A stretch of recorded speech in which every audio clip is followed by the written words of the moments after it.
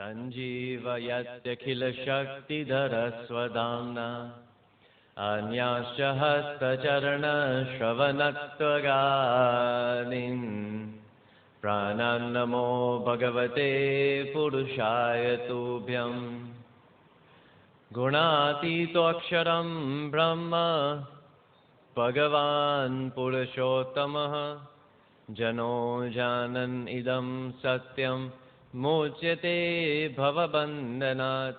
श्री स्वामिनारायण भगवाननी जय। अक्षर पुरुषोत्तम महाराजनी जय। गुणातीतानंद स्वामी महाराजनी जय। भगत जी महाराजनी जय। शास्त्री जी महाराजनी जय। योगी जी महाराजनी जय। प्रमुख स्वामी महाराजनी जय। महंत स्वामी महाराजनी जय। प्रमुख स्वामी महाराज शताब्दी महोत्सवनी जय। શ્રીજી મહારાજે ગરડા પ્રથમના 38મા વચનામૃતમાં વાત કરી છે કે જેમને એક દિવસ સુધી ભગવાનનો લાભ લીધો હોય એ ચરિત્રની સ્મૃતિ કરતા આખું જીવન પૂરું થાય. તો આપણે તો છેલ્લા 3 વર્ષની વાતો કરીએ છીએ રોજ રાત્રે પારાયણમાં, તો પણ એક અનુભવ એવો થાય છે કે 6 દિવસને પારાયણમાં પૂરું નહીં થાય.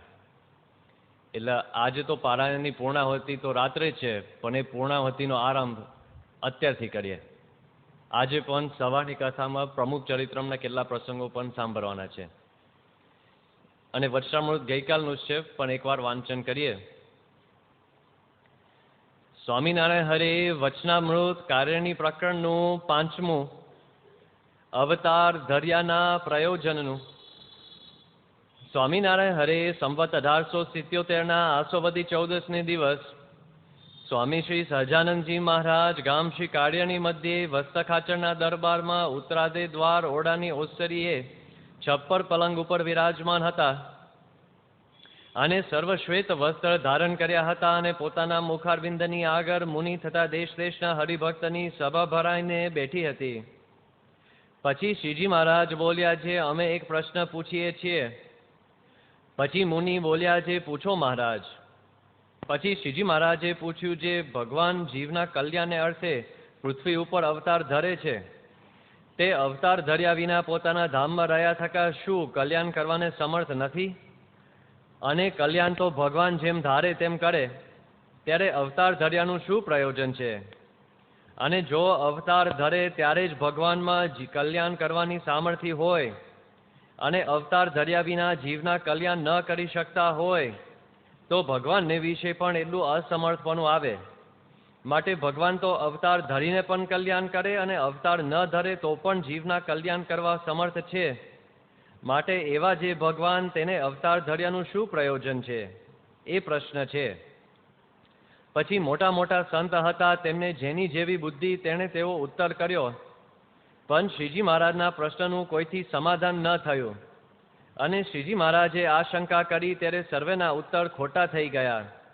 પછી મુનિ સર્વે હાથ જોડીને બોલ્યા છે, હે મહારાજ, એ પ્રશ્નનો ઉત્તર તો તમે જ કરો તો થાય.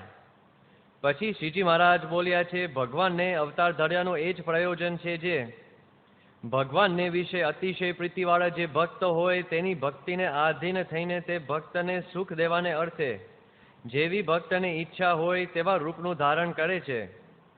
પછી જેવા જેવા પોતાના ભક્તના મનોરથ હોય તે સર્વે પૂરા કરે છે. અને તે ભક્ત હોય તે સ્થૂળ ભાવે યુક્ત છે અને દેહધારી છે. માટે ભગવાન પણ સ્થૂળ ભાવને ધારણ કરીને દેહધારી જેવા થાય છે અને પોતાના ભક્તને લાડ લડાવે છે અને પોતાની સામર્થ્યને છપાડીને તે ભક્ત સંગાથે પુત્ર ભાવે વર્તે છે અથવા સખા ભાવે વર્તે છે અથવા મિત્ર ભાવે વર્તે છે અથવા સગા સંબંધીને ભાવે વર્તે છે. તેને કરીને એ ભક્તને ભગવાનની જાજી મર્યાદા રહેતી નથી. પછી જેવી એ ભક્તને ઈચ્છા હોય તેવી રીતે લાડ લડાવે છે. માટે પોતાના જે પ્રેમી ભક્ત તેના મનોરથ પૂરા કરવા એ જ ભગવાનને અવતાર ધર્યાનું પ્રયોજન છે અને તે ભેળું અસંખ્ય જીવનું કલ્યાણ પણ કરે છે અને ધર્મનું સ્થાપન પણ કરે છે. હવે એમાં આશંકા થતી હોય તો બોલો. પછી મુનિએ કહ્યું છે, હે મહારાજ, યથાર્થ ઉત્તર થયો.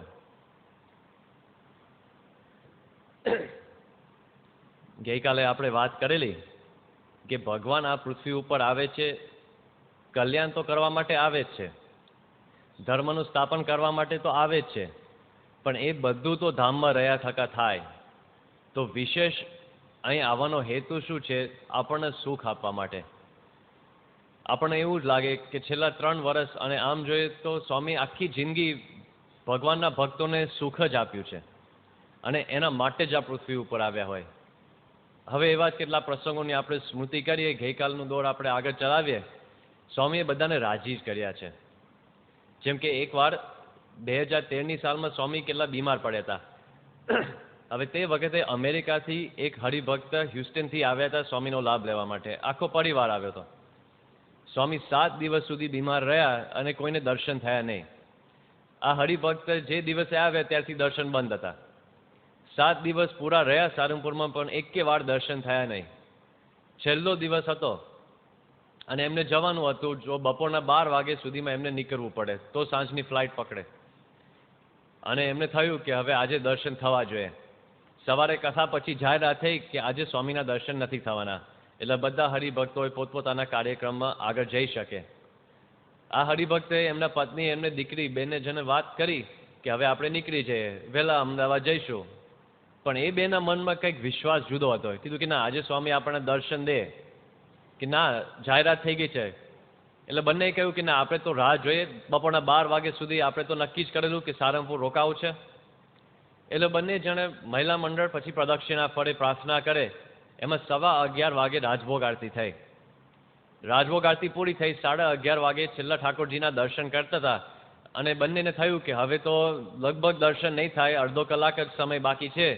એટલે બંને જણાએ ધર્મકુળની આગળ મંદિરમાં પ્રાર્થના ચાલુ કરી અને 12 વાગે પૂજારીએ ધર્મકુળના દરવાજા બંધ કર્યા અને સાયરન વાગ્યા. એટલે પહેલા શરૂઆતમાં કોઈને મનાયું નહીં કે સાયરન ભૂલથી વાગે હશે. આપણે વાત કરેલી કે ગમે ત્યારે વાગે સાયરન, અને ક્યારેક ભૂલથી પણ વાગે છે. જેમ કે આપણે મિસ્ત્રીનો પ્રસંગ કહેલો, એવો જ બીજો એક પ્રસંગ ગયા વર્ષે જૂન મહિનામાં બનેલો. અકાળે વૃષ્ટિ થઈ, વરસાદ પડ્યો અને વરસાદ સીધા સાયરનમાં અંદર આવી ગયો, પાણી. એટલે સાયરન એમને એમ વાગ્યા જ કરે. હવે આ બાજુ સ્વામી અંદર સંતોને શયન દર્શન આપતા હતા. સ્વામી પલંગમાં આવી ગયા હતા અને શયન દર્શન ચાલુ હતા. અને આ બાજુ મોટેથી સાયરન ને બેલ ને બધું વાગ્યા કરે. એટલે સભા વ્યવસ્થાના સંતો એ બધા બહાર ગયા. ચાલુ વરસાદમાં બધા હરિભક્તો દોડીને આવતા. એમને લાગ્યું કે સ્વામીના દર્શન થશે. એટલે સભા વ્યવસ્થાના સંતોએ બધાને કીધું કે આ તો પાણી અંદર ગયું છે એટલે વાગે છે. પણ પછી બધાએ નક્કી કર્યું કે જો બધા હરિભક્તો તો આવી જ ગયા છે, પલળી જ ગયા છે, એટલે હવે આપણે શયન દર્શન કરાવીએ. એટલે પછી ઘણા વર્ષો પછી હરિભક્તોને શયન દર્શન થયા હશે. કેટલાક અંદર આવી ગયા અને કેટલાક પછી તો સ્ક્રીન ઉપર ચાલુ કર્યું. એટલે કેટલાક મહિલા મંડળને તો આખી જિંદગીમાં પહેલી વાર શયન દર્શન થયા હશે સ્વામીના લાઈવ. તો પણ એવી રીતે ક્યારેક થાય છે. બધાને શરૂઆતમાં શંકા થઈ, કારણ કે 7 દિવસથી દર્શન થયા નથી અને હવે તો સવારે જાહેરાત પણ થઈ કે દર્શન નહીં થાય. પણ આ 2 મહિલા મંડળને વિશ્વાસ કે ના, દર્શન થશે જ. એટલે એમને પ્રાર્થના કરી અને સાયરન વાગે એટલે એ 2 જણે સીધા ઉતરીને નારાયણ સભા મંડપ મંદિરની પાછળ ગોઠવાઈ ગયા. અને બીજા કેટલાક જોયું કે આ 2 જણા ગોઠવાઈ ગયા એટલે હવે ચોક્કસ દર્શન થવા જોઈએ.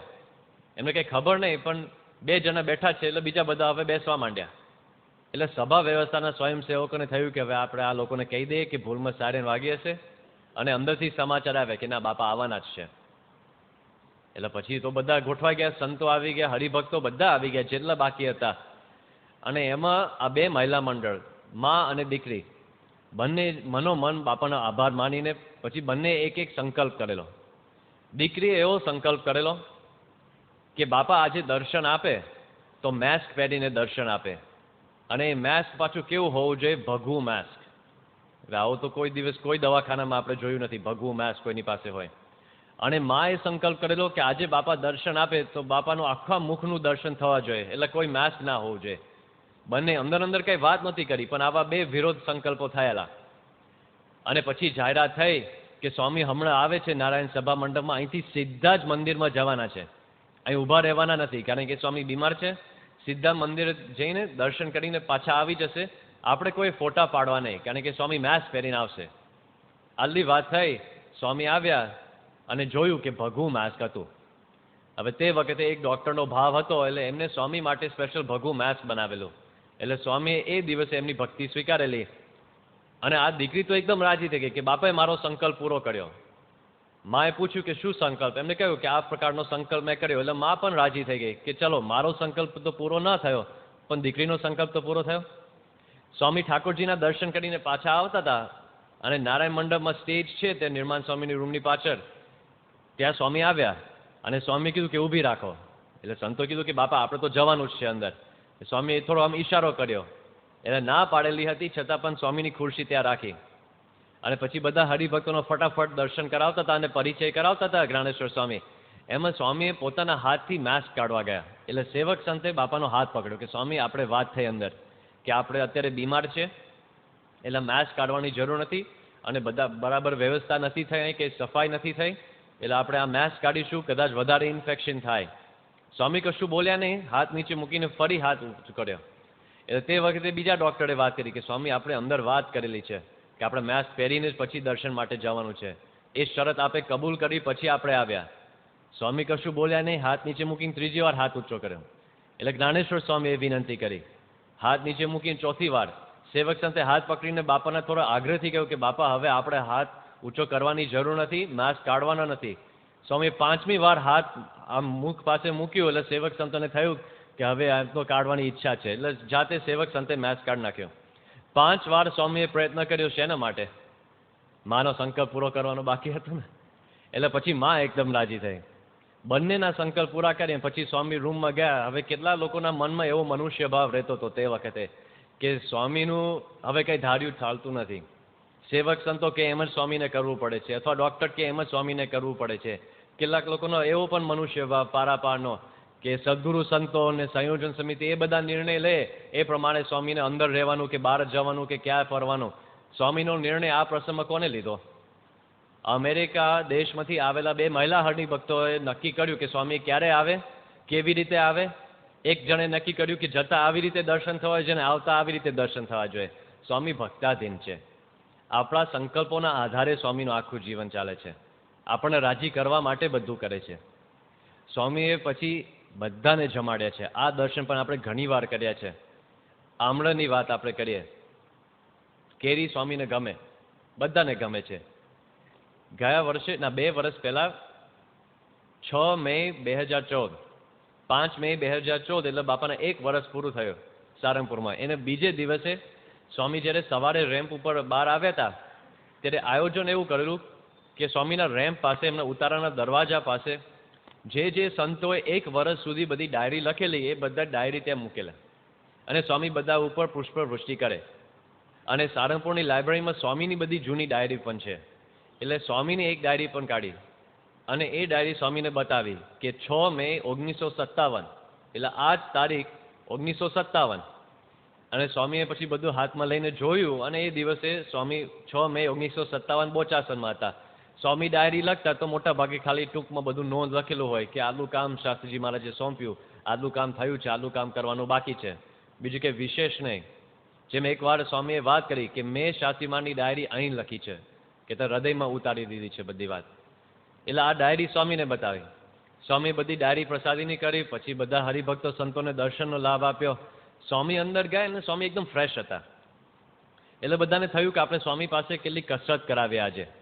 બપોરના 12:30 ઉપર થઈ ગયા હતા એટલે સ્વામીએ લગભગ 1.5-2 કલાક સુધી જુદી જુદી કસરત કરી. એમાં એક કસરત એવી હતી તે વખતે ફ્રી સ્ટેન્ડિંગ, એટલે સ્વામી ઊભા હોય, આજુબાજુમાં સેવકો હોય ખરા અને સ્વામીના બંને ઢીચરની પાછળ એક આમ પટ્ટો જેવો રાખ્યો હોય, બધા તૈયાર જ હોય પણ સ્વામીને કોઈ ટેકો ના મળે. એટલે સ્વામીએ પોતાના પગના બળે કરીને ઊભા રહેવાનું અને જો સ્વામીને કંઈક થાય તો 4 થી 6 સેવકો હાજર જ હોય, સ્વામીને પકડી રાખે અને આ પટ્ટો નીચે રાખ્યો હોય તો સ્વામીને આમ આકાશમાં અદ્ધર ઝીલી શકે એ પ્રકારની બધી વ્યવસ્થા, જે ઘણીવાર એવા પ્રસંગો બન્યા પણ છે. અને રોજ કસરત એવી ચાલે કે સ્વામી લગભગ અડધી મિનિટ સુધી ઊભા રહે પોતાની રીતે અને પાછળ પલંગ હોય એ જગ્યા ઉપર અને સ્વામી 30 સેકન્ડ સુધી ઊભા રહે. એટલે બધા રાજી થયા અને સ્વામીના મુખ ઉપર કોઈ શ્રમ પણ દેખાયો નહીં એ દિવસે. એટલે યોગીચરણ સ્વામી કહ્યું કે ભલે થોડા ઊભા હોય, આપણે જોઈએ 40, 50, 60 સેકન્ડ થયા, બરાબર 1 મિનિટ. એટલે યોગીચરણ સ્વામી કહ્યું કે આપણે બહુ આજે જોર નથી કરવું. એટલે પછી બાપાને બેસાડ્યા અને બધા સેવક સંતો હતા બધા બહુ રાજી હતા કે સ્વામી બરાબર 1 મિનિટ સુધી ડબલ આપે આજે કસરત કરી, 6 તાલીનું સન્માન અમે તમને આપીએ છીએ. એમ બધા સંતોએ રૂમમાં સ્વામીને 6 તાલીનું સન્માન આપ્યું અને સ્વામીએ સાંભળ્યું ને કે 6 તાલીનું સન્માન, સ્વામી કે આપણે સંતોને જમાડીએ. અચાનક આપણે સંતોને જમાડીએ. એટલે પછી બધાએ વિચાર કર્યો કે સ્વામી કેમ, આજે કઈ તિથિ નથી, આજે કાંઈ નહીં. એટલે સ્વામીએ પછી આમ એક બધાની સામું જોયું એટલે બધાને ખબર પડી કે સ્વામી પણ આનંદમાં છે, કે જેમ બીજા બધાને આનંદ છે ને કે આજે કસરત સારી થઈ, એમ સ્વામીને પણ આજે આનંદ આવી ગયો કે કસરત સારી થઈ. એટલે સ્વામી કહ્યું આજે આપણે સંતોને જમાડે. બપોરના 2:30 વાગ્યા હતા. એટલે 2:30 વાગે એટલે શું, BAPS બંધ, ઠાકોરજી સૂતા હોય એટલે બધા સંતો શું કરે, ઠાકોરજીના ભક્તો છે ને આરામમાં. એટલે 2:30 વાગે સાયરન વગાડે છે, બરાબર વૈશાખ મહિનાની ગરમીમાં, અને બધા ભેગા થવાની તૈયારીમાં હતા. ત્યાં બાપાએ પૂછ્યું કે આપણે શું જમાડીશું. એટલે એક સેવક સંતે વાત કરી કે બાપા આપ કહો તો આપણે ભંડારી સ્વામીને ફોન કરીએ, કે હા કરો. એટલે બાપાની હાજરીમાં ભંડારી સ્વામી, યોગી ચિંતન સ્વામીને ફોન કર્યો કે સ્વામી અત્યારે સંકલ્પ કર્યો છે કે બધા સંતોને કંઈક જમાડવું છે, શું છે તમારી પાસે. એટલે એમને કહ્યું કે આપણે જો ઈચ્છા હોય બાપાને તો આપણે કેરી જમાડીએ. તો બાપાએ હા પાડી. એટલે સેવક સંત બાપા ભંડારી સ્વામી સાથે વાત કરે છે કે હા બાપાએ વાત કરી છે કે આપણે બધા સંતોને કેરી જમાડીએ. એટલે બાપાએ પછી ચાલુ વાતમાં કીધું કે ભંડારીને કહે છે કે સારી સારી કોઈ કેરી જોઈને લાવે. એટલે પછી એમને કીધું કે બાપાએ કીધું છે ખાસ કે સારી સારી કેરી જોઈને લાવજો. બધા સંતો ભેગા થયા, એમને લાગ્યું કે ખાલી દર્શન હશે, કંઈક વિશેષ દર્શન થતા હશે. અને એમાં પાછળથી બધી કેરીને બધી કેરેટ આવવા માંડે. એક આમ ટોપલા આવે તો વાત જુદી છે, પણ આ તો આમ મોટા ને મોટા કેરેટો આવવા જ માંડ્યા. અને બધી જ કેરી સ્વામીની રૂમમાં અંદર જવા માંડે. અને સ્વામીએ પછી હાથમાં એક કેરી લીધી અને જોયું કે જ્ઞાનેશ્વર સ્વામી બાજુમાં છે, એમની ઉપર એક કેરી ફેંકી. હા, હાથમાં આપી એવું નહીં, ફેંકવાનું, અહીંથી સીધા સ્ટેજના લગભગ છેડા સુધી થોડું બાકી હોય એવી રીતે ત્યાં સુધી ફેંકી. બીજી બાજુ યોગીચરણ સ્વામી હતા, એમની ઉપર ફેંકી. તો નારાયણ મુનિ સ્વામી બહાર બેઠા હતા, એ અંદર આવી ગયા. અને અંદર આવતા આવતા એક સંત એમને તબાસરું પકડાવ્યું કે તમે અંદર જાઓ છો તો તબાસરું લઈને જાઓ, શું હાથમાં પકડશો. એટલે અંદર જઈને તબાસરું ધર્યું, સ્વામીની ડાબી બાજુ, આપણે બહારથી દર્શન કરતા હોય તો આપણી જમણી બાજુ.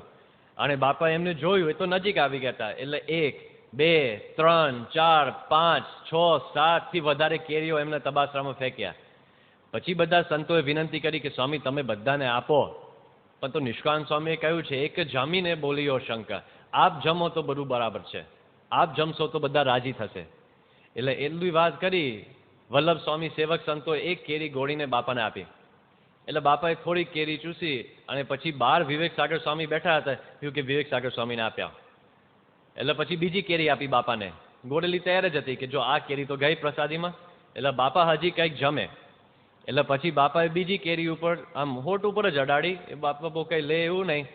આ કર્યું એટલે બહારથી કેટલાક સંતો પાસે શંખ આવી ગયા હતા. એટલામાં કારણ કે વાત કરી એક જમીને બોલ્યો શંખ, એટલે ક્યાંકથી શંખ લઈ આવ્યા, મોટેથી શંખ ફોકાર્યો અને બધા સંતો બહારથી ગાયો એક જમીને બોલ્યો શંખ, અસંખ્યથી શું થયું. સ્વામીએ પછી કેરી દૂર કરી કીધું કે રામચરણ સ્વામી બહાર બેઠા છે એમને આપો. એટલે રામચરણ સ્વામીને આપી. પછી સ્વામીએ બધા સંતો સામું જોયું અને બધા સંતો બાપાના દર્શન કરતા. બાપા કે બધાને આપો કેરી. એટલે બધાને હતું કે સ્વામી પ્રસાદી નહીં કરે ને બધા જશે ધીમે ધીમે, છેલ્લે ત્યારે બધાને આપીશું. બાપા કે આપો બધાને કેરી. એટલે પછી બધી કેરીઓ બહાર આવવા માંડી અને બધાને એક એક કેરી આપતા ગયા. તો ઘનશ્યામ પ્રસાદ સ્વામી જ્યારે બાપા દર્શન આપતા હોય રૂમમાંથી, તો ઘનશ્યામ પ્રસાદ સ્વામી બાપાને હંમેશા જમણી બાજુ બેઠા હોય ખુરશીમાં, અને બાપા ઓળખે કે આ બાજુ જ બેઠા હોય. એટલે ઘનશ્યામ પ્રસાદ સ્વામી કૂદકો મારીને ઊભા થયા કે બાપા બધા સંતોને કેટલી કેરી આપીએ. બાપા કીધું કે 5-5 આપો બધાને. એટલે પછી બધાને હવે એક એક તો આપી દીધી અને બાપા આમ જોયા કરે, બગે ખાવા માંડો. એટલે પછી બધા સંતો આમ તાત્કાલિક એક બાપાની આગળ જ કેરી ગોળવા માંડે અને બધા ખાવા માંડ્યા. અને સ્વામી જુએ. આવી રીતે લગભગ અડધો કલાક સુધી બપોરે સ્વામીએ આમળોત્સવ કરેલો, બધાને 5-5 કેરી આપીને સુખ આપેલો. હવે આના બરાબર 1 વર્ષ પછી બધાને વિચાર હતો કે 1 વર્ષ પહેલા બાપાએ બધા સંતોને સામેથી બોલાવીને કેરીનો લાભ આપેલો. આજે આપણે હવે કંઈક વ્યવસ્થિત કાર્યક્રમ કરે. તે વખતે તો બધું આમ આકડ દકડ બધું થતું હતું, પણ આયોજનબદ્ધ કામ થાય તો વધારે સારું. એટલે પછી સ્વામીને વિનંતી કરી કે આજે આપણે આમળોત્સવ કરીએ. સ્વામી કહ્યું કે હા. એટલે તે વખતે સ્વામીને પોતાના બગીચામાં લઈ ગયા અને બગીચાના છેડા ઉપર એક રૂમ છે, કાચની કેબિન જેવું. એમાં સ્વામી ઘણીવાર પૂજા કરે છે અને બધો લાભ દર્શન આપે છે. સ્વામી તે આવ્યા અને એ જ પ્રકારનું આયોજન હતું કે સ્વામી બધી કેરી પ્રસાદીની કરે અને પછી સદગુરુ સંતો હોય એ બધાને સ્વામીની હાજરીમાં જ બધાને પ્રસાદ આપે. અને પછી ત્યાં પણ અચાનક જ બધા આયોજન ફરવા માંડે. બધાને ખબર પડી ગઈ કે કંઈક જુદું ચાલે છે. કારણ કે સેવક સંતો અંદરથી બહાર બધું દોડવા માંડ્યા. નારાયણચરણ સ્વામી કંઈક લેવા ગયા, આનંદાનંદ સ્વામી કંઈક લેવા ગયા, યોગ વિવેક સ્વામી કંઈક લેવા ગયા. બધા ફારાફરથી અંદર અને બહાર. ક્યારેક તો સ્વામી એકલા જ હોય રૂમમાં અને બધા દર્શન કરતા હોય. બધાને થયું કે કંઈક જુદું ચાલે છે આજે. અને આવીને ખબર પડી કે આ કાચના બધા આખા દિવાલો હતી ને એ એકચ્યુઅલી દરવાજા જેવા છે, પણ ક્યારેક ખોલતા નથી. પણ પછી ખોલવા માંડ્યા કે હવે આ શું છે, કેમ ખોલે છે? કારણ કે અંદર ઠંડક હોય, બાપા અંદર તો વ્યવસ્થિત છે ને આ બહાર ખોલો એટલે ગરમી આવી જાય ને. વૈશાખ મહિનો 6 મે 2015 આ વાત કરીએ છીએ. એટલે પછી થોડીક બારી ખોલી બહારનું આખું, અને સ્વામીની ખુરશી આમ નજીક લઈ લીધી, અને પછી સ્વામીના હાથ ઉપર ગ્લવ્સ પહેરાવ્યા. કારણ કે સ્વામીએ કંઈ બધા સંતો સેનિટેશન કર્યું હોય એવું નહોતું. અને પછી આયોજન એવું ફરી ગયું હતું તાત્કાલિક કે સ્વામી બધા સંતોને હાથોહાથ એક કેરી આપે. એટલે પછી બધા સંતો આવવા માંડ્યા. સંતો, પાર્ષદો, સાધકો લગભગ 300 જેટલાને હાથોહાથ સ્વામીએ કેરી આપી. આવી રીતે પ્રસાદ આપ્યો. હવે તે વખતે કેવો આખું આમ કેવી પરિસ્થિતિ, અંદર તો પૂર્ણ ઠંડક હોય, એસી ચાલતા હોય, અને બહાર એટલી બધી ગરમી. હવે ખુલ્લું કર્યું હોય તો સ્વામીનો જમણા હાથથી બધાને પ્રસાદ આપતા હતા. એટલે સ્વામીના મુખ ઉપર પણ વૈશાખના વાયરા આવે. અને તે વખતે એટલી બધી ગરમી, મને યાદ છે લગભગ બપોરના 12:15 વાગ્યા હતા આ પ્રોગ્રામ થતો ત્યારે. ખાલી ઊભા પરસેવાથી નાહી લીધું બધાએ, એટલી બધી ગરમી. હવે એ લૂ સીધા સ્વામીના મુખ ઉપર. એટલે સ્વામીના રૂમમાં પણ બીજા 1-2 ફેન પંખા મૂકી દીધા. પણ એક સાથે આ બંને પરિસ્થિતિ, અંદરથી ઠંડક, બહારથી ગરમી. જે ગીતામાં લખ્યું છે કે માત્રા સ્પર્શાસ્તુ કૌંતેય શીતોષ્ણ સુખ દુઃખદાહ આગમા પાઈનસ નિત્યા તાંતિ તિક્ષસ્વ ભારત.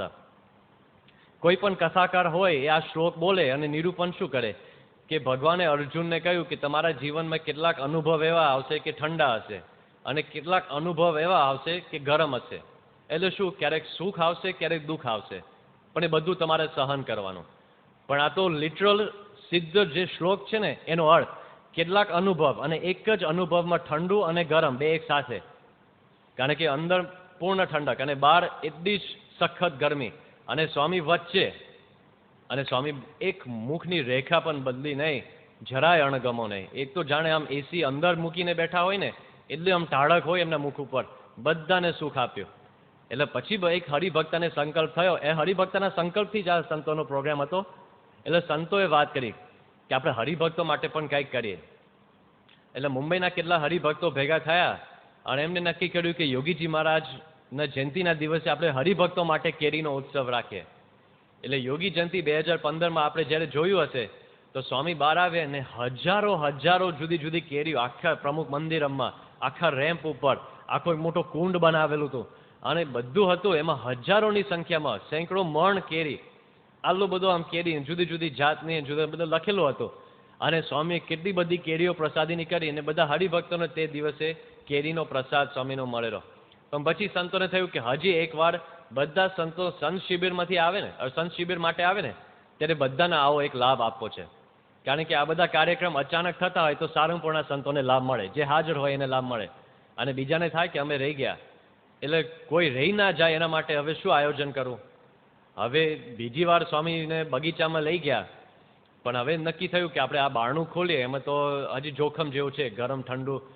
પણ હવે થોડુંક ખોલીએ અને સ્વામી પોતાનો હાથ બહાર ના કાઢે, પણ આપણે કંઈક ટ્યુબ જેવું રાખીએ, અને સ્વામી ટ્યુબમાં 1-2 કેરી મૂકતા જાય, અને સામેવાળા જે સંત હોય એ બહાર બેઠા હોય, ઊભા હોય, અને 1-2 કેરી પ્રસાદીની લઈ લે અને જાય. એટલે સ્વામી કેરી ભૂંગળામાંથી પસાર કરીને પહેલાં સંતને આપી દે. એટલે સ્વામીને હાથ લંબાવવો ના પડે, હાથ બહાર રાખવો ના પડે. પણ સ્વામી એટલી બધી કેરીઓ આપે, સેવક સંત મદદ કરે, એટલી બધી કેરીઓ આપે કે 1-2 સંત હાથમાં લેવા ગયા, ખબર પડી કે હાથમાં સમાય એમ નથી. એટલે નારાયણ મુનિ સ્વામી બીજા સંતોએ જાહેરાત કરી કે એક સાધુ હવે ગાતરિયું ઢળશો. એટલે એક સાધુ જાય અને આમ ગાતરિયું મૂકે, અને ભૂંગળામાંથી 7-8 બધી કેરીઓ આવે જુદી જુદી પ્રકારની. અને સ્વામીએ કીધું કે મારી હાજીમાં જ જમો બધા. એટલે પછી બધા ક્યાંથી ચપ્પા લાવવાના, કોઈ જોડીને ખાય, કોઈ કાપીને ખાય, અને સ્વામી બેઠા હોય. અને સ્વામીના દર્શન કરતા કરતા આપણે જમવાનું. સ્વામી તો બેઠા જ હોય, પણ આપણે જમવાનું અને સ્વામીના દર્શન કરવાના. આવો લાભ સ્વામીએ આપેલો. આવા કેરીના ઉત્સવો થઈ ગયા છે. એકવાર દિવાળી 2013, એના પહેલાં સ્વામી થોડા બીમાર હતા, એટલે રૂમમાંથી દર્શન આપતા હતા. અને આપણે જ્યારે સ્વામીના દર્શન કરીએ ત્યારે સમય ક્યારેક ફિક્સ થઈ જાય છે. એટલે અઠવાડિયા સુધી રોજ લગભગ 8 વાગે અથવા 9 વાગે એક સ્કેડ્યુલમાંથી આવી જાય. એટલે રોજ સ્વામીના દર્શન થતા એ પૂરા થાય એટલે લગભગ બપોરના 12:15 વાગે પહેલાં દર્શન પૂરા થાય અને સાંજના દર્શન લગભગ રાતના 11 વાગે પૂરા થાય. એટલે સમય થોડાક ફિક્સ થઈ ગયા. એટલે પછી બપોરના દર્શન પૂરા થાય એટલે સેવક સંત બાપાને કહે કે સ્વામી હવે બધા હરિભક્તો સંતો જમવા જાય એવી આજ્ઞા કરો. એટલે સ્વામીને આમ કહે કે સ્વામી આપ હવે આવી આજ્ઞા કરો. એટલે સ્વામી પછી રોજ આવું કરતા થયા. બપોરે 12, 12:15 વાગે જ્યારે દર્શન પૂરા થાય એટલે સ્વામી આવું કરે, એટલે બધા જમવા જાઓ. અને રાત્રે 11 વાગે દર્શન પૂરા થાય એટલે સેવક સંત કહે કે બાપા હવે બધાને આજ્ઞા કરો કે સુવા જાય. એટલે પછી સ્વામી આવો ઈશારો કરે, આમ પથારી ઉપર શયન કરવા માટે બધાને છૂટ છે, હવે જાઓ બધા. આવું લગભગ 4-5 દિવસ સુધી ચાલ્યું. બપોરે આમ રાત્રે આમ, બપોરે આમ રાત્રે આમ. એટલે એક દિવસ લગભગ રાતના 11:15, 11:30 વાગે સેવક સંતે વાત કરી કે બાપા હવે બધા સંતો હરિભક્તોને આજ્ઞા આપો કે સુવા જાય, અને બાપાએ કર્યું આમ. એટલે પછી બધા હસવા માંડ્યા, રાઈટ, કે બધાને શું લાગે કે સ્વામી હવે રિધમ થઈ ગયું છે કે આમ કરું, આમ કરું, આમ કરું, આમ કરું. એટલે આમની જગ્યાએ આમ કર્યું. એટલે સેવક સંતે પછી હસતા હસતા રૂમમાં વાત કરી કે બાપા આ તો હવે રાતના 11:30 વાગ્યા છે, એટલે સુવાની આજ્ઞા કરવાની. બાપાએ કહ્યું કે શું અત્યારે ના જમાય? એટલે પછી તો બધાએ કીધું કે સ્વામી આપ જ્યારે આજ્ઞા કરો ત્યારે આપણે જમાડી શકીએ, એવું કાંઈ નહીં. હવે અંકુરના દિવસો ચાલતા હતા એટલે પછી અંદરથી ફોન કર્યો ભંડારી સ્વામીને, અને ભંડારી સ્વામી બહાર બેઠા હોય. એ સેવક સંતે વાત કરી કે બાપાએ કીધું છે કે અત્યારે બધાને જમાડવા છે, એમનો સંકલ્પ છે, જે કંઈ હોય એ લાવો, હવે કંઈક હોવું જોઈએ ને. એટલે સીધા ગયા અને ગરમ ગરમ મેસુ 2 દિવસે બનાવેલો ઠાકોરજીને ધરાવ્યો ત્યાં ને ત્યાં જ. હજી તો ચકતા કાપવાના બાકી, એટલે આખી ચોકી લઈને આવ્યા અને બાપાની હાજરીમાં એક ચોકી કાપવા માંડે. એટલું બધું આમ તાજું કહેવાય, અને બાકી હતું બધું. એટલે સ્વામીને બતાવતા કે હજી આટલું બધું બાકી છે. અને પછી સ્વામી મેસુબની ચોકી પ્રસાદીની કરી અને પછી સ્વામી કીધું કે અત્યારે બધાને જમાડો. એવું નહીં કે પછી આ દર્શન પૂરા થાય એટલે પછી બધાને થયું કે કેવી રીતે, એટલે આગળ આયોજન ચાલતું હતું. સ્વામી કે બધાને પીરસો. એટલે સંતો આગળ આવે એવું નહીં, સંતો બેસી રહે અને વડીલ સંતો પંગતમાં જાણે પીરસતા હોય ને એવી રીતે તમે પીરસો. એટલે પછી વલ્લભ સ્વામી પ્રસાદ ખૂટવાનો હતો કારણ કે કેટલીક ચોકી હતી. એટલે કૃષ્ણ વલ્લભ સ્વામીએ બાપાના રસોડામાંથી કેટલીક વસ્તુ લાવી, બાપે એ વસ્તુ પ્રસાદીની કરી અને ઘનશ્યામ પ્રસાદ સ્વામી, જ્ઞાનેશ્વર સ્વામી, વિવેક સાગર સ્વામી થોડાક આગળ બધાને પીરસવા માટે નીકળ્યા. અને રાતના લગભગ 11:30, 11:45 વાગે બાપાએ મેસુબનો પ્રસાદ બધા સંતો હરિભક્તોને જમાડ્યો જે કંઈ હાજર હતા. આવો તો કેટલો બધો. એકવાર ગયા વર્ષે ભાદરવો વદ દશમ 2 વર્ષ પહેલા શ્રીજી મહારાજની તિથિ કહેવાય, શ્રીજી મહારાજનું સ્મૃતિ પર્વ. અને એ દિવસે આગલે દિવસે એવું આયોજન હતું કે બધા સંતો સારંગપુરના છે બધા ગરડા જશે કાલે. એટલે દશમના દિવસે શ્રીજી મહારાજનું સ્મૃતિ પર્વ ઉજવવા માટે ગરડા જાય. ત્યાં બપોરે જમીને પછી રાત્રે સભા કરીને રાત્રે પાછા આવે. એટલે બીજે દિવસે બાપાના દર્શન થવાના નહોતા. મૂળ ગરડામાં ઉત્સવ થઈ જાય કારણ કે એની જરૂર હતી. પણ સ્વામીને થોડી વાત કરી આગલા દિવસે, અને પછી આયોજન એવું થયું કે સ્વામી સવારે વહેલા ઉઠી જ ગયા. એટલે સંતો નીકળે તે પહેલાં બધા સંતોને સ્વામીના પૂજાના દર્શન કરાવ્યા બગીચામાં, અને પછી તરત હરિભક્તના દર્શન થવાના હતા. એટલે સ્વામીને વાત કરી કે સ્વામી આવી રીતે હવે આજે બધા સંતો નીકળી જવાના છે, હમણાં જ નીકળશે. આ પૂજાના દર્શન પૂરા થયા, કેટલાક રોકાશે અને કેટલાક અત્યારે નીકળી જશે. એટલે આપણે બધાને થોડો પ્રસાદ આપે કારણ કે એ બીજા તો હવે નીકળી જવાના છે. એટલે સ્વામીએ તે વખતે 2 પ્રસાદ કરી આપ્યા, કાજુ કતરી ને બીજું એક અત્યારે મને યાદ નથી. 2 વસ્તુ પ્રસાદીની કરીને બધા સંતોને પીરસાવ્યું ત્યાં. અને પછી બપોરે એ દિવસે દૂધપાકનો પ્રસાદ હોય. સંતો તો હાજર રહેવાના હતા પણ હરિભક્તો માટે સ્વામીએ એ દૂધપાકનો પ્રસાદ એ બધો પ્રસાદીભૂત કરી નાખ્યો. અને પછી સ્વામી હરિભક્તોને દર્શન આપ્યા એમ બધો સ્વામી રૂમમાં ગયા. અને સારંગપુરની એક વિશેષતા હતી, સ્વામીનો વિશેષ લાભ જો કોઈક જોઈતો હોય ને તો જ્યારે બહુ ઓછા સંતો હોય ત્યારે સ્વામી કાયમ કંઈક ફરવા માટે નીકળે. સંત આશ્રમમાં ગમે ત્યારે આવે. જેમ કે એકવાર મને યાદ છે લગભગ 4-1 વર્ષ પહેલા સ્વામી સારંગપુર હતા અને એક પારણાનો દિવસ હતો, કંઈક સુદ છઠ કેવું કંઈક. અને સ્વામી તો સવારના 5 વાગે બહાર આવ્યા અને સંત આશ્રમમાં બધે રાઉન્ડ માર્યા. હજી તો કેટલાક સંતો સૂતા હતા તો યજ્ઞપુરુષ આશ્રમમાં ગયા અને એક સંતે પછી બેટરી મારી કે સ્વામી જો આ બધા સંતો સૂતા છે. બાપે કીધું કે બેટરી બંધ કર. એટલે બધા સૂતા છે. અને કેટલાક સાધકો સ્નાન કરતા હતા તો સ્વામી બાથરૂમમાં એ બધાને જોયા કે આ લોકો નાય છે. સ્વામી એક ડોળમટોળીમાં ગયા, બધે રાઉન્ડ મારી આવે કારણ કે કોઠારી તો ખરા સારંગપુરના, એટલે બધે રાઉન્ડ મારીને પછી સ્વામી રૂમમાં ગયા ત્યારે ખબર પડી કે સ્વામી તો પોણો કલાક બધે રાઉન્ડ મારી લીધું છે. એવી રીતે સ્વામી બહુ ઓછા સંતો હોય એટલે સ્વામી હંમેશા કંઈક રાઉન્ડ કરવા માટે જાય ને બધું કરે. બધા સંતો બહાર ગયા હતા એટલે લગભગ 11:15 વાગે સ્વામી રેમ્પ ઉપર આવ્યા. પહેલા કોઈ સાયરન નહીં, કાંઈ નહીં. રેમ્પ ઉપર આવ્યા અને ત્યાં લગભગ 2-3 વડીલ હરિભક્તો દાદાઓ બેઠા હતા અને ગોષ્ઠી કરતા. સ્વામીએ પૂછાવ્યું કે આ ક્યાંથી આવ્યા છે? એટલે બધા હરિભક્તોએ પાછું જોયું કે સ્વામી. એટલે પછી પેલા હરિભક્તો કે સ્વામી અમે પાર્ટીથી આવે છે, અમે ખાલી ગોષ્ઠી કરતા હતા. તો સ્વામી 5 મિનિટ ત્યાં ઊભા રહ્યા અને 3 હરિભક્તોને પ્રાઇવેટ દર્શન. હવે પાર્ટી ગામના હરિભક્ત મોસ્ટ વીઆઈપી હતા, ફાડ્યું ને પેલું એ બધું પહેરીને ચોળનું પહેરીને જ બેઠા હતા, પણ આ બાપાના મોસ્ટ વીઆઈપી હરિભક્તો. અને 5 મિનિટ એકાંતનું સુખ આપ્યું અને પછી સ્વામી આવ્યા, સીધા કોઠારી સ્વામીની ઓફિસમાં ગયા. સભા મંડપમાંથી પસાર થયા તો જેટલા હરિભક્તો સંતો બાકી હતા એ બધા આવી ગયા. તો કેટલા હતા? લગભગ મારા ખ્યાલથી 20-25 સંતો અને જેટલા કંઈક હરિભક્તો હતા. કોઈ સારે નહીં એટલે કોઈને ખબર નહીં. કોઠારી સ્વામીની ઓફિસમાં જઈને પાછા આવ્યા અને યોગીજી મહારાજના રૂમના દર્શન કર્યા. યોગીજી મહારાજની રૂમની દર્શનથી બહાર આવ્યા અને સારંગપુરમાં એક મહાવિદ્યાલય ચાલે છે, સંસ્કૃતની પાઠશાળા. અને ત્યાં યોગી બાપાની રૂમની બહાર એક હિંચકો રાખે છે, પ્રસાદીનો હિંચકો. બાપા પણ ત્યાં ઘણીવાર લાભ આપતા હતા, કથા વાર્તાનું સુખ આપતા હતા. એ હિંચકા ઉપર યુવકો બેઠા હતા. એટલે 5-7 યુવકો હતા, એમને પણ થોડોક સુખ આપ્યું, કારણ કે હવે એટલો જ આટલા જ યુવકો હતા, બીજો કોઈ હતા નહીં. એટલે સ્વામીએ એ લોકોને નજીકથી દર્શન આપ્યા. પછી સ્વામી શાસ્ત્રીજી મહારાજની રૂમમાં ગયા અને શાસ્ત્રીજી મહારાજની રૂમમાં ગયા એમાં એક જણ બોલ્યા કે સ્વામી, બાપા તો શાસ્ત્રી મહારાજના દર્શન કરતા હતા, પાછળ નારાયણચરણ સ્વામી. અને બાજુમાંથી એક જણે બોલ્યા કે સ્વામી આ એ જ રૂમ છે કે જ્યારે ભૂલમાં એક વાર આપે શાસ્ત્રીજી મહારાજની દવામાં દિવેલની જગ્યાએ વાની દવા મૂકી દીધી, પણ તે વખતે તો આવો આખો પ્રસંગ બન્યો. આટલી વાત કરીને સ્વામી રડવા માંડ્યા. ત્યાં ને ત્યાં આંખમાં જળજળી આવીને આમ બધા આમ થોડા સ્થિર થઈ ગયા કે શું થયું? આ તો ખાલી પેલા પ્રસંગની સ્મૃતિ કરતા. અને સ્વામી સાંભળીને આમ ઇન્સ્ટન્ટ રડવા માંડ્યા. એટલે બધા આમ સ્થિર થઈ ગયા કે આ શું થયું છે? એટલે યોગવિવેક સ્વામીએ પછી વાત કરી. ત્યાં ને ત્યાં એમને ભગવાનની દયાથી સૂઝ્યું. એમને કેવું, પણ શાસ્ત્રી મહારાજે કીધું કે અમે મીરા જેવા ભક્ત. એટલે એમને તો કાંઈ થયું નહીં બાપા. એમને પોતાનું ઐશ્વર્ય દેખાડ્યું અને પછી એમને મોટેથી કીર્તન ગાવાની શરૂઆત કરી કે સ્વામીજી તો મહાપ્રતાપી, એનું ધાર્યું થાય. બરાબર ને બાપા? એટલે બાપાને તરત જ બધી આંખો કોરી થઈ ગઈ અને આમ કેફમાં આવી ગયા. અને પછી બાપા આવ્યા રૂમમાં, આવી રીતે એક્સ્ટ્રા દર્શન આપ્યા.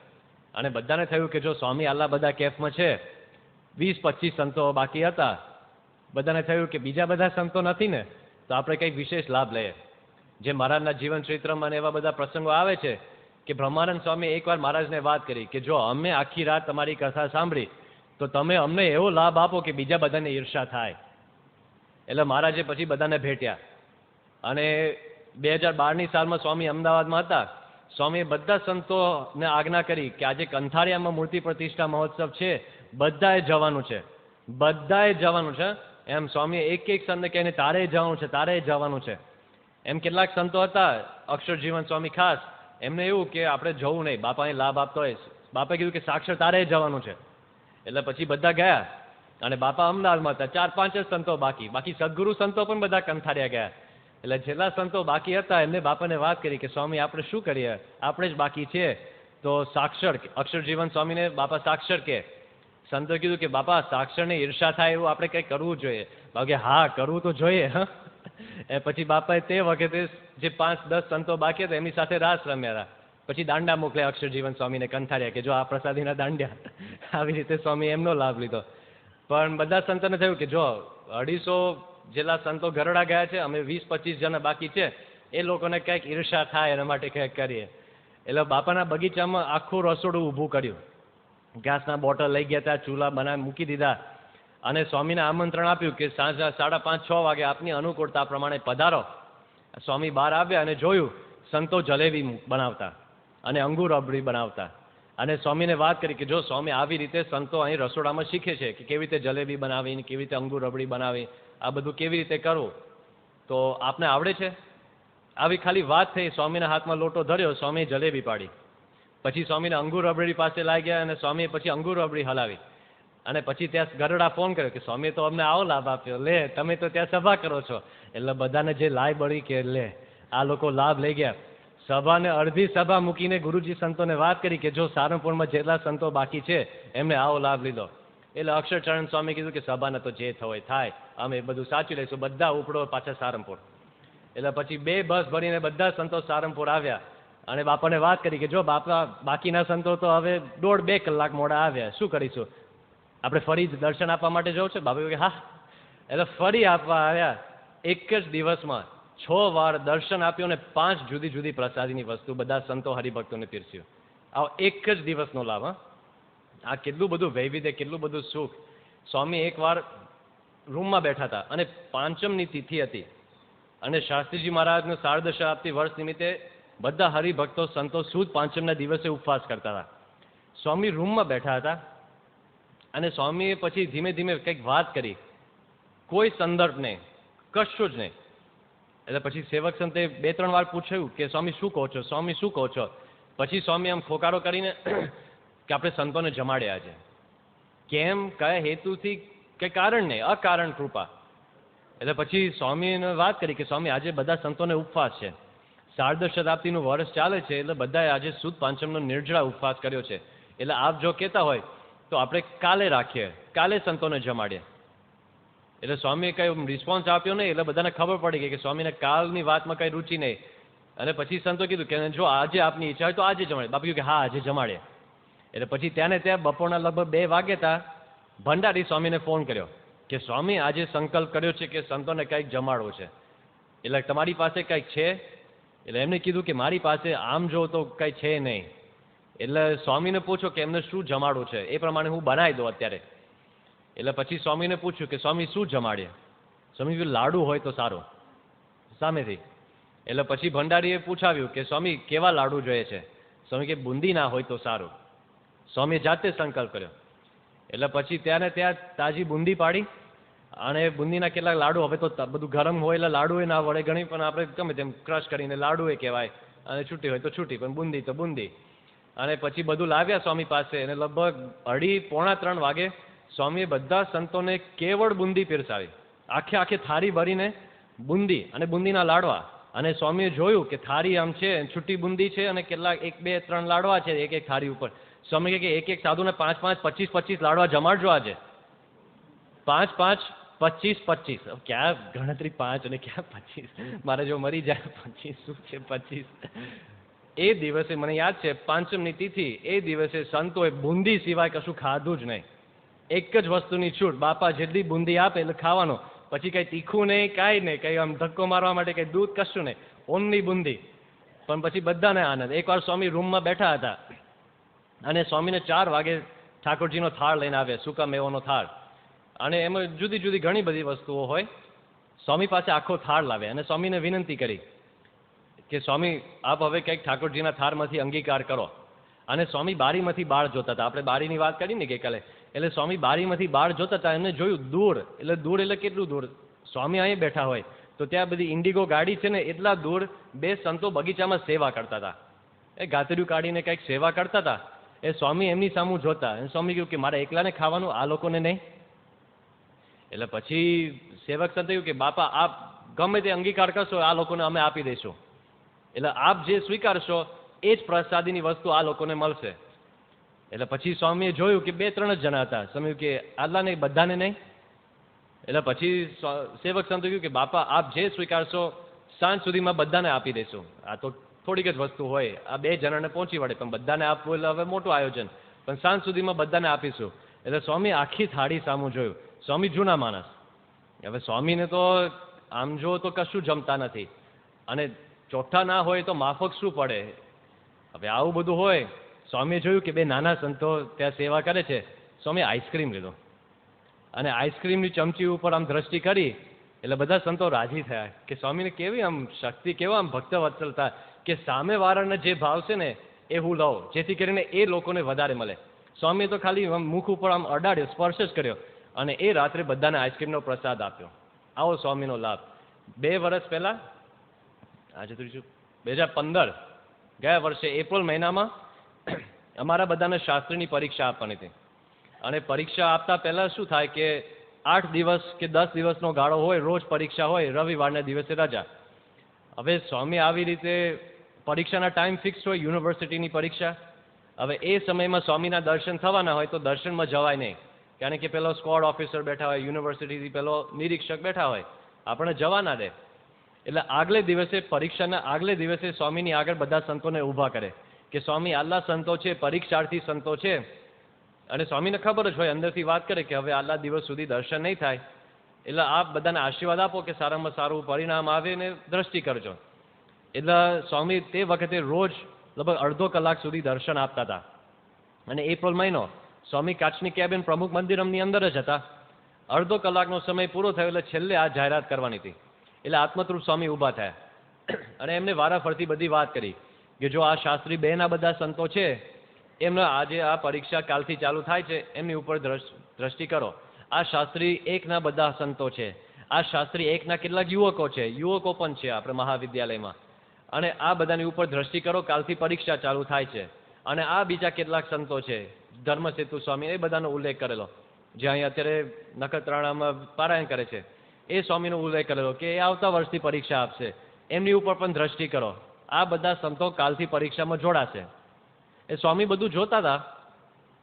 અને પછી થોડા યુવકોનો વિચાર આવ્યો, જે મહાવિદ્યાલયના યુવકો હતા, એમને ઉમંગ આવ્યો કે અમારા સ્વામીની પાસે નજીક જઈને થોડાક મુજરા કરવા છે, તો કરી શકાય. આત્મતૃપ્ત સ્વામી કીધું કે જાઓ. એટલે સ્વામીનો હવે વિદાયનો સમય થઈ ગયો. એટલે છેલ્લે આ લોકો મુજરા કરવા માટે ગયા અને પોતપોતાની રીતે નાચતા હતા સ્વામીની આગળ. અને અંદરથી થોડો ઈશારો આવ્યો કે આત્મતૃપ્ત સ્વામીને ઊભા કરો. એ પ્રિન્સિપલ કહેવાય ને. હવે આત્મતૃપ્ત સ્વામીને એક શરમાળું સ્વભાવ, એ ઊભા ના થાય આવા બધા કાર્યક્રમોમાં, પણ એમને ઊભા થવાનું હતું. એટલે એમને બધા સંતો સામે દ્રષ્ટિ કરી કે આ બધા સંતોને પણ મારી સાથે ઊભા કરો, જેથી કરીને મને થોડું બળ રહે, એવું કંઈક હશે એમના મનમાં. એટલે પછી બધા સંતો ઊભા થયા અને બધા સંતો યુવકો સ્વામીના કાચની કેબિને અડીને જ બધા બેઠા હતા. એટલે સ્વામીએ પછી જોયું, સ્વામી કે આ બધાને જમાડે, પ્રસાદ આપે. એટલે હવે તાત્કાલિક કરવાનું શું, ભંડારીને ફોન કરો. અંદરથી ભંડારી સ્વામીને ફોન કર્યો કે આટલા સંતો યુવકોને આપણે કંઈક જમાડીએ, તો આવું કંઈક હોય તો લાવ. એટલે ભંડારી કીધું કે આવા 20-25 જણા છે, એમાં કાંઈ વાંધો નહીં. એટલે સીધા લાડુની ચોકી લઈને આવ્યા અને અંદર સ્વામીના ઉતારામાંથી સ્વામીને અપાવ્યો. એટલે સ્વામીએ બધા લાડવા પ્રસાદી ના કર્યા પ્રમુખ મંદિરમાંથી અને પછી બહાર મોકલે. એ દિવસ જ્ઞાનેશ્વર સ્વામીનો કંઈક જન્મદિવસ હતો મારા ખ્યાલથી. એટલે બાપાએ એમને પણ દર્શનનું સુખ આપ્યું અને એમને કીધું કે તમે બધાને પીરસો. એટલે પછી બધા સંતો અને યુવકો જેટલા હતા બધાને 3 લાડવા પીરસ્યા ત્યાં ને ત્યાં જ. અને પછી બધા એક સાધુ એક યુવકનો પરિચય આપતા જાય. અને બાપાએ જોયું કે બધાના હાથમાં હજી પ્રસાદ છે. એટલે સ્વામી કે આમ ઈશારો કરીને કે એને કહો કે હવે જમવાનું ચાલુ કરી નાખે. એટલે પછી શું કરવાનું, જેનો વારો આવે એને સ્વામીના કાચની કેબિન આગળ આવી જવાનું અને લાડુ ખાવાના. અને લાડુ ખાતા ખાતા પછી મોઢું ખોલવાનું કે સ્વામીને બતાવવાનું કે એક લાડુ ગયો, અને એટલામાં તમારો પરિચય અપાય. બીજો લાડુ ખાવાનો, ત્રીજો લાડુ ખાવાનો, એટલામાં તમારો પરિચય અપાય. 3 લાડવા સ્વામીની હાજરીમાં ખાતા ખાતા દેખાડવાનું કે મેં ખાઈ લીધા, અને પછી ખાલી થાળી બતાવવાની. એટલે સ્વામી રાજી થાય અને લટકું કરે.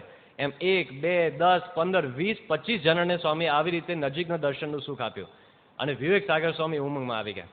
એટલે વિવેક સાગર સ્વામી તો નીચે બેઠા હતા, સીધા સ્ટેજ ઉપર આવ્યા અને પ્રમુખ મંદિરમ પાસે આવીને વાત કરી કે બાપા આજે તો લાડુનો ઉત્સવ થઈ ગયો, અને આજે તો આપે બધાને લાડુ આટલું બધું સુખ આપ્યું, હું તમારા 2-3 જૂના પ્રસંગો કહો.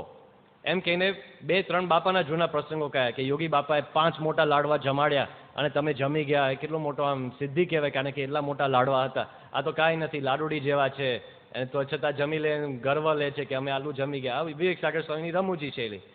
અને આ બધી વાત કરતા બાપા હસ્યા. અને પછી બાપા ઈશારો, બાપા આમ હવે વિવેક સાગર સ્વામી તરફ જોતા હતા. બાપાએ જોયું કે વિવેક સાગર સ્વામીની પાછળ હજારો હરિભક્તો બેઠા છે, કેટલા બધા સંતો બાકી છે, કે આ લોકોને આપણે જમાડ્યા 20, આ લોકોને. એટલે હવે ફોન કરો ભંડારીને, હવે સીધો પરસેવો છૂટે કે આ બધાને જમાડવાના છે. એટલે પછી તો જે કઈ વસ્તુ હોય ને ભંડારમાં, પછી જોવાનું નહીં કે આ શું છે ને આ કેમ છે ને, જેનું બનેલું હોય બધું લાવ્યા અને ચોકી લાવ્યા. બાપાએ બધી દ્રષ્ટિ પ્રસાદી કરી, કેટલી વસ્તુ પ્રસાદીની કરી. અને પછી અક્ષરચરણ સ્વામી, ગુરુજી, સંતો, હવે બધા હરિભક્તો એક સાથે ઊભા થાય એવું શક્ય નહીં. બધા સંતો પીરસવા માટે નીકળ્યા. ત્યાં ને ત્યાં જ સ્વામી અંદર પ્રમુખ મંદિરમ, અને બધા હરિભક્તોને લાડવા, કાજુ કતરી, જે કંઈક ખજૂરના રોલ હતા, જે કંઈક હતું ઠાકોરજીના થાળમાં, જે જૂના મિષ્ટાન, નવા મિષ્ટાન હજી ધરાવવાના બાકી, બધું હરિભક્તને પીરસાવ્યું. અડધો કલાકના દર્શન, 1.5 કલાક સુધી સ્વામી ત્યાં રહ્યા. અને આવી રીતે બીજો એક લાડુનો ઉત્સવ કરેલો. સ્વામીને જમાડવામાં એટલો બધો આનંદ, આમ એટલો બધો આમ રસ. સ્વામી રોબિન્સવિલથી પાછા પધાર્યા હતા અને ઝરૂકામાં હતા. ઝરૂકામાંથી દર્શનનું સુખ આપતા હતા. હજી પ્રમુખ મંદિરમનું બાંધકામ ચાલતું, એટલે એમાં જવા એવું નહોતું. સ્વામી તો કોઈ સંદર્ભ વગર સ્વામીએ પૂછ્યું કે આ લોકો જમીન જવાના છે? એટલે જ્ઞાનેશ્વર સ્વામીએ વાત કરી કે હા બાપા, જો 11:15 વાગે છે બપોરના, એટલે બધા હવે જમીને જશે. 1-2 મિનિટ પછી સ્વામીએ ફરી પ્રશ્ન પૂછ્યો કે આ બધા જમીને જવાના છે? એટલે પછી સેવક સંતે વાત કરી કે બાપા, આજે એવો જમાનો છે કે કોઈને કહેવું નથી પડતું. 12 વાગે એટલે બધા પોતપોતાની રીતે જમવા માટે જ જતા રહે છે, એટલે આપણે કંઈ કહેવાની જરૂર નથી, બધા જમીને જશે, એટલે આપ કોઈ ચિંતા લેતા નહીં. પણ પછી જ્ઞાનેશ્વર સ્વામીએ વાત કરી કે બાપા, બધાને આજ્ઞા કરાવી છે? બાપા કહ્યું કે હા, બધાને કહો જમીને જાય. એટલે અંદરથી ફોન કર્યો નીચે, ઝરૂકામાંથી નીચે ફોન કર્યો, અને એક સભા વ્યવસ્થાવાળા સંત બ્રહ્મવત્સ સ્વામી એમને જાહેરાત કરી, અત્યારે મહાન સ્વામીની સેવામાં જોડાયા છે. એમને જાહેરાત કરી કે બાપાએ આજે ખાસ બધા હરિભક્તો સંતોને આજ્ઞા કરી છે કે બધાએ જમીને જાઓ. હવે કંઈક નોમ કે એકાદશી હોય તો કોઈકને ઉપવાસ હોય, આ તો ચાલુ દિવસ, કોઈ કારણ નહીં. એટલે પછી તો જાહેરાત તો કરી નાખી. સ્વામી રૂમમાં ગયા, અને રૂમમાં ગયા એટલે વિવેક સાગર સ્વામી અંદર આવ્યા. વિવેક સાગર સ્વામીએ બાપાને વાત કરી કે બાપા, હમણાં આ જાહેરાત થઈ, અને એક યુવકે મને પ્રશ્ન પૂછેલો કે આજે મેં તો ખાલી સેટિંગ માટે એક ઉપવાસ કરેલો, તો આજે મારે જમવું કે ના જમવું? મેં કીધું કે તારા જમી લેવું. બરાબર ને બાપા? બાપાએ પૂછ્યું કે જાહેરાત બરાબર થઈ? કે હા બાપા, જાહેરાત બરાબર થઈ. તમે સાંભળી ને? એટલે કન્ફર્મેશન કે તમે સાંભળી ને? વિવેક સાગર સ્વામી કીધું કે હા બાપા, મેં સાંભળી. બાપાએ પૂછ્યું કે બધા જમવા ગયા? કે બાપા, બધા જ હરિભક્તો જમવા ગયા. સંતો જમવા ગયા? કે બાપા 12 ઉપર થઈ ગયા છે, બધા સંતોને વાસુદેવ હરે બધા સીધા ચોકામાં જ ગયા છે. અને બાપાના મુખ ઉપર સંતોષ હતો. પછી વિવેક સાગર સ્વામી બાપાને એકદમ નજીક, આપણે ઘણી વાર જોયું હશે, એકદમ આમ વળીને બાપાને નજીક જાય ને, કારણ કે બાપાને ઓછું સંભળાય, એટલે બાપાને નજીક જઈને એકદમ સખા ભાવે વાત કરી કે બાપા, બધા સંતો ચોકામાં ગયા છે, આપણે ચોકામાં જવું છે? આપણે ચોકામાં જૂના જમાનાની જેમ આપણે જમતા હતા તો આપણે ત્યાં જઈએ, અને અત્યારે સારંગપુરના ચોકામાં કેટલાક ટેબલ ખુરશી મૂક્યા છે, કારણ કે વડીલ સંતો હોય તો આપણે ત્યાં જઈએ, અને આપણે ત્યાં બીજા બધા ડોહાઓની વચ્ચે જમીશું. કરવું છે? બાપા એમની સામે જોયું. બાપા કે હા, જઈએ. એટલે વિવેક સાગર સ્વામી કહ્યું કે બાપા, બરાબર ને, આપણે જવું છે ને ચોકામાં, અને બધા ડોહાઓની વચ્ચે આપણી ખુરશી નાખીશું, અને આપણે બધાની સાથે જમીશું. બરાબર ને બાપા? બાપા કે હા. બાપા પૂછ્યું કે ક્યારે આવશો? બાપા કહ્યું કે હમણાં આવું છું, બધાને કહી દો. એટલે પછી વિવેક સાગર સ્વામી સીધા ચોકામાં આવ્યા, અને અડધા તો જમી લીધું હતું, અડધો પોણો કલાકનો સમય થઈ ગયો હતો. એટલે વિવેક સાગર સ્વામી કે જો બાપા હવે 10-15 મિનિટમાં આવવાના છે, જેને જમી લીધું એ બેસી રહે, અને જેને જમવાનું બાકી છે એને કીધું કે દોડીને અહીં આવી જાય અને પત્તર મૂકી દે. એટલે પછી બધા ચોકામાં ગોઠવાઈ ગયા, અને સ્વામી લગભગ 15 મિનિટ સુધી કંઈક રૂમમાં કસરત કરીને પછી પહેલા પોતાના ચોકામાં ગયા, પોતાના રસોડામાં, ઠાકોરજીનું રસોડું, અને ત્યાં કોઈને ખબર નહીં કે સ્વામી આવવાના છે. વિવેક સાગર સ્વામી સંતોના ચોકામાં આવ્યા. એટલે પછી તો ઘનશ્યામ બાપા જમવા માટે બેઠા હતા, અને ઘનશ્યામ બાપા ગાતરિયું કાઢીને જમતા હતા શાંતિથી, અને અંદર જોયું દરવાજામાં સીધા પ્રમુખ સ્વામી આવ્યા. ઓહો, દુર્લભ દર્શન! આવા દર્શન ક્યાંથી? અને એમનું તો હવે લગભગ જમવાનું પૂરું થયું, એટલે બાપાએ હસતા હસતા કીધું કે આ પત્તર ખાલી છે. એટલે પછી સેવક દોડીને પછી જુદી જુદી બધી મિષ્ટાનની વાનગીઓ લઈને આવ્યા. એટલે ઘનશ્યામ બાપાએ જોયું કે આ બધું મિષ્ટાન લઈને આવ્યા છે, એટલે બાપા સામું જોયું કે બાપા, મારે તો ડાયાબિટીસ છે. બાપા કે આજે બધું આપો, પત્તર ભરી દો. એટલે ઘનશ્યામ બાપા આજે તો બધું શુગર ફ્રી. એટલે બાપાએ એમને પીરસ્યું, અને પછી ત્યાં થોડુંક દર્શન જોયું, બધું રસોડું, અને પછી ફરતા ફરતા સ્વામી આપણા સંતોના ચોકા તરફ આવ્યા. સંતોના ચોકામાં જેને જોયું છે, અંદર આવે એટલે 2 રસ્તા થાય. જમણી બાજુ કોઈક વળે તો પાર્ષદો સાધકોના બધા પત્તર હોય, એમના નળ હોય, અને એમના પંગતો એ બાજુ હોય, અને ડાબી બાજુ વળે તો સંતોના પત્તર હોય, અને સંતોની પંગત ત્યાંથી શરૂ થાય, ડાબી બાજુથી. એટલે સ્વામી આવ્યા, સ્વામી ડાબી બાજુ વળ્યા, અને આમ બધાને ખબર પડી ગઈ કે સ્વામી હમણાં અત્યારે બહારથી અંદર આવે છે. અને વિવેક સાગર સ્વામી હંમેશા જમીન ઉપર બેઠા બેઠા જમે છે, આજે પણ. એટલે એ બેઠા હતા પહેલા સ્થાન ઉપર, અને બાપા આવે આ બાજુથી. એટલે વિવેક સાગર સ્વામી આમ, બાપા આવો પંગતમાં પીરસવા માટે, આમ આજ્ઞા જ સીધી, હા, કે આવો પંગતમાં પીરસવા માટે. એટલે બાપા અંદર આવ્યા અને જોયું આખો ચોકો ભરેલો. સ્વામી 2 હાથ ઊંચા કરે કે શું આમ દ્રશ્ય! આમ રાજી થઈ ગયા, એકદમ રાજી થઈ ગયા. અને સ્વામી આવ્યા પંગતમાં, અને જુદા જુદા નાના નાના રસોડાના સંતો, અમૃત દર્શન, અને બીજા નિર્દોષ મુનિ સ્વામી અત્યારે આફ્રિકા છે, અને પછી ઘનશ્યામ પ્રસાદ સ્વામી વડીલ, એ બધા જુદા જુદા તબાસરા લઈને ઊભા હતા. કોઈ કાજુ કતરી જેને હાથમાં જે આવે, આવા બધા સમયમાં તો કંઈ જોવાનું નહીં. અને બધા વસ્તુ ઉપર સ્વામી હાથ મૂકે, બધી વસ્તુ પ્રસાદીની કરતા જાય. અને પછી સ્વામી પંગતમાં ફરવા નીકળ્યા. અને સ્વામીએ જોયું કે પહેલો સંત જમણી બાજુ બેઠા હતા. સ્વામી જમણી બાજુ વધારે જોતા હતા કે આનું પત્તર ખાલી છે, આને આપો. બીજા સંત સામે આનું પત્તર ખાલી છે, આને આપો. ત્રીજા આ તો બ્રાહ્મણ છે, એનું પત્તર કેમ ખાલી છે, આપો એને. સ્વામીને બ્રાહ્મણોનું કંઈક છે જ પહેલેથી, એટલે કંઈક મનુષ્ય ભાવ આપણે એમ જ માનવાનું. અને આરે બ્રાહ્મણ છે, આને કંઈક આપો. અને પછી સંતોએ વાત કરી કે સ્વામી જેટલા બેઠા છે ને બધાના પત્તર ખાલી છે. કારણ કે કેટલાક તો જમીને બેઠા છે એટલે એમના પત્તર ખાલી, અને કેટલાક તો હમણાં સીધા આવીને આપની રાહ જોવે છે એટલે એમના પત્તર ખાલી. એટલે આપ વારંવાર બોલવાની જરૂર નહીં, એટલે આપ પત્તર તો ખાલી જ છે. એટલે સ્વામીએ બધા સંતોના પંગતમાં ફર્યા, પછી પાર્ષદોની પંક્તિમાં ગયા, પછી સાધકોની પંક્તિમાં ગયા, અને છેલ્લે ડૉક્ટર વીપી બેઠા હતા. અને એ તો ટેબલ ખુરશી, નાનો એક પોર્ટેબલ ટેબલ ખુરશી જેવું છે એની ઉપર બેઠા હતા. એમને ક્યાં પત્તર હોય, એટલે એક આખું મોટું તબાસરો લઈને બેઠા હતા. એક તો પોતે એટલા જાડા મોટા, ખુરશીને તોડી નાખે એવું શરીર, પ્રત્યક્ષ પ્રમાણ 2-3 થઈ ગયા છે, એટલે એટલા મોટા, અને આખું તબાસરું લઈને બેઠા હતા. એટલે બાપા કે ભરી દો. સ્વામી ઘણી વાર એટલું બધું જમાડે. જૂનો એક પ્રસંગ છે કે મોટા મોટા લાડવા આવ્યા હતા સ્વામી પાસે, અને સ્વામીએ ભદ્રે સ્વામીને જોયા, અને સ્વામીએ ભદ્રે સ્વામીને બોલાવીને 1, 2, 3, 4, 5, 6 એટલા બધા લાડવા આપ્યા. આમ બધા જોતા રહ્યા, બધાને થોડા ગભરાઈ ગયા કે આટલા બધા લાડવા. અને બાપા કે તું ખાઈ લેજે બધા, એમ એવું નહીં કે તું મૂકી રાખજે, એવું નહીં, તું ખાઈ લેજે. એટલે પછી જમીને એમને તો કઈ વાંધો નહીં, એ કેપેસિટી વાળા બધું ખાઈ શકે. અને સાંજના 4 વાગે આવ્યા. સાંજના 4 વાગે બાપા ફ્રૂટ અંગીકાર કરતા હતા અને આવ્યા, અને બાપા એમની સામે જોઈ રહે કે ભદ્ર સ્વામી કે શું જો છો. બાપા કીધું કે મને લાગ્યું કે તું આલુ જમીશ, તું મરી જ જવાનો હતો, પણ તું જીવે છે એટલે મને આનંદ થાય છે. ભદ્ર સ્વામી કે હું જીવું છું એટલું હોય નહીં, પચી ગયું છે, લાવ બીજો પ્રસાદ. એટલે બાપા બીજો પ્રસાદ. એટલે સ્વામીને જમાડવામાં એટલો બધો રસ. સ્વામી જમાડ્યા બધાને, પછી સ્વામી સભા મંડપમાં આવ્યા. અને 12:58 લગભગ વાગ્યા હતા, 12:57-58 વાગ્યા હતા. બપોરની કથા વંચાતી હતી. અને જ્યાં આપણે સારંગપુરનો અંદરનો સભા મંડપ જોયો છે તે બાપાની મૂર્તિ છે. એ જ બાપાનો બેસવાનું ફિક્સ સ્થાન. ત્યાં સ્વામીની ખુરશી મૂકી મૂર્તિની આગળ, કારણ એ સ્વામીનું સ્થાન, સભાપતિ એ જ. અને ત્યાં એક નાનો બાળક સામે બેઠો હતો. અહીં બાપા બેઠા હોય તો આ સ્ટેજનો છેડો એટલા નજીક યોગી નામનો બાળક મિડલ ઇસ્ટથી એ બેઠો હતો. અને એનો એટલો બધો આનંદ આવી જાય ને આવા દિવસોમાં, સ્વામી આટલું બધું આમ સુખ આપ્યું હોય.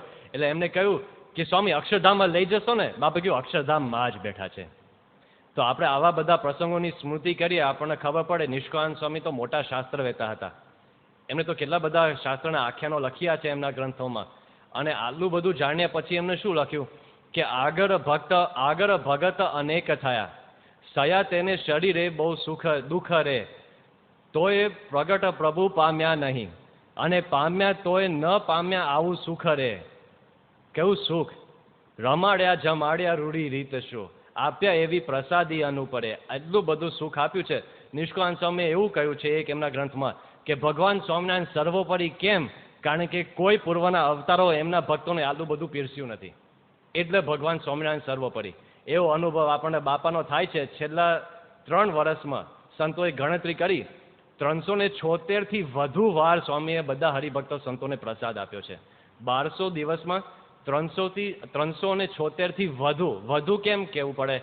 કારણ કે હું તો એમ માનું કે બાપા એક સાથે તો હવે આ પંગતમાં પીરસવા માટે નીકળે. મારી ડાયરીમાં એક જ લખેલું હોય કે બાપાએ પ્રસાદ આપ્યો, પણ કોઈક બીજો હોય એમ માને કે સ્વામી તો 4 વસ્તુ પ્રસાદીની આપી બધાને.